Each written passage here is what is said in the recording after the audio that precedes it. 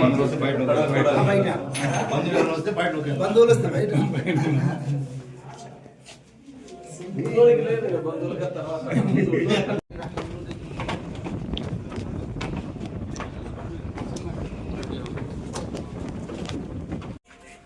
Kadiri municipality పరిధిలో ఉండే పేదలకు ప్రభుత్వం అనేక రకాల వడపోతలు పోసి చివరికి 1200 మందికి టిడ్కో ఇల్లు G+3 కింద కట్టడానికి నిర్ణయించి గత తెలుగుదేశం ప్రభుత్వం ఇళ్లను కట్టింది. ఇప్పుడు చూస్తున్నాం ఇక్కడంతా శ్మశానాలు దయ్యాల కొంపల్లాగా తయారైంది. పేదలు ఉండాల్సినటువంటి ఇళ్లను ప్రభుత్వాలు నిర్లక్ష్యం చేసి పూర్తి చేయకుండా గత ప్రభుత్వమేమో అసంపూర్తిగా వదిలేసి మధ్యలో ఎన్నికల ముందు ప్రారంభించి ఎన్నికలు ఉన్నాయి కనుక ఓట్ల కోసం చివరి రోజుల్లో ఈ పథకాలను అమలు చేస్తారు. తర్వాత వచ్చిన అధికారంలోకి వచ్చిన వైసీపీ ప్రభుత్వం ఇది పాత ప్రభుత్వాన్ని కాబట్టి మాకు సంబంధం లేదని వాళ్ళు వదిలేసినారు. ఇప్పుడు కొత్తగా మళ్ళీ తిరిగి టీడీపీ ప్రభుత్వం అధికారంలోకి వచ్చి సంవత్సరం రోజులు అవుతున్నా ఇప్పటికీ దీని గురించి సరిగా చర్యలు చేపట్టడంలా. మేము ప్రభుత్వం అడుగుతున్నాం, ఇది ఎవరి సొమ్ము?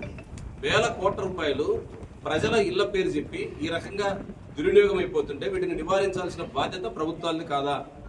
ఈరోజు లబ్ధిదారులేమో ఇల్లు లేకుండా బాడిగిళ్ళలో ఉంటున్నారు, వాళ్ళు పేదరికంలో మొక్కుతున్నారు. ప్రభుత్వం ఓ పక్కనేమో బ్యాంకుల్లో మీకు ఈ టిడ్కో ఇళ్ల పేరుతో రుణాలు ఉన్నాయి కాబట్టి రుణాలు వెంటనే రికవరీ చేయాలని చెప్పేసి బ్యాంకు వాళ్ళు అధికారులు ప్రజల మీద ఒత్తిడి పెడుతున్నారు. ఇల్లు రాందానికి అప్పులు కట్టాలి ఇప్పుడు.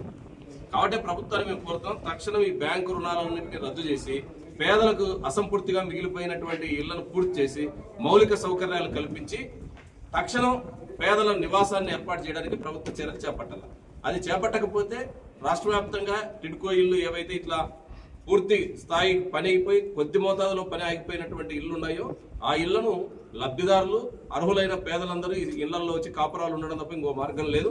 ఆ పరిస్థితి ప్రభుత్వం రాణించుకుంటుందా లేదు విధానాలు మార్చుకొని ఈ ప్రభుత్వం ఈ బిల్డింగుల్ని పూర్తి చేసి పేదలకు ఇస్తుందా తెలుసుకోవాలి.